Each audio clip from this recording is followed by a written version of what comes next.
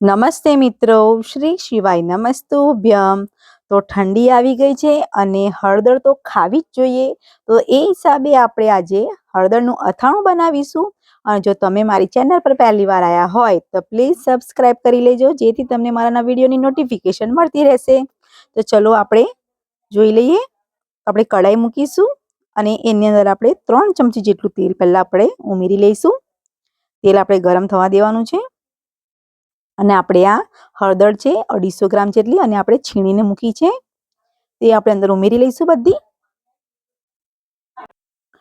તો કમ્પ્લીટ બધી આપણે ઉમેરી લીધી છે અને કમ્પ્લીટ આપણે એને હલાવી લઈશું અને જ્યાં સુધી થોડુંક એનું પાણી બળે એ હિસાબે આપણે થોડીક એને શેકાવા દેવાની છે।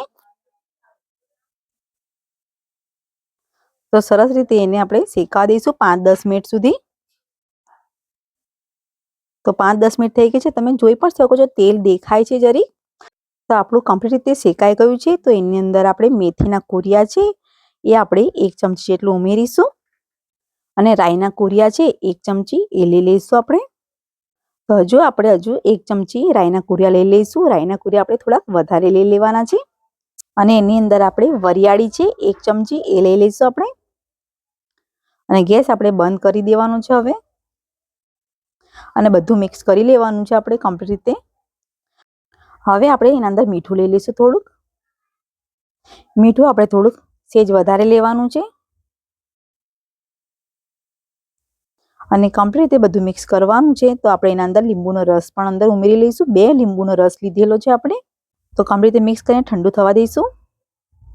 તો ઠંડુ થઈ ગયું છે, તો આપણે એના અંદર લાલ મરચું છે એ ઉમેરી લઈશું। તો લાલ મરચું આપણે 2 ચમચી જેટલું લઈ લઈશું આપણે। તમને જે પ્રમાણે તીખાશ ભાવે એ પ્રમાણે તમે લઈ શકો છો।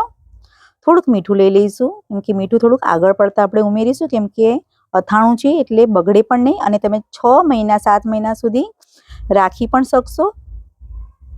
તો આવી રીતે કમ્પ્લીટ બધું મિક્સ કરી લઈશું આપણે। તો હવે આપણે એને કાઢી લઈશું। તો હવે આપણે બાઉલમાં કાઢી લઈશું બરાબર।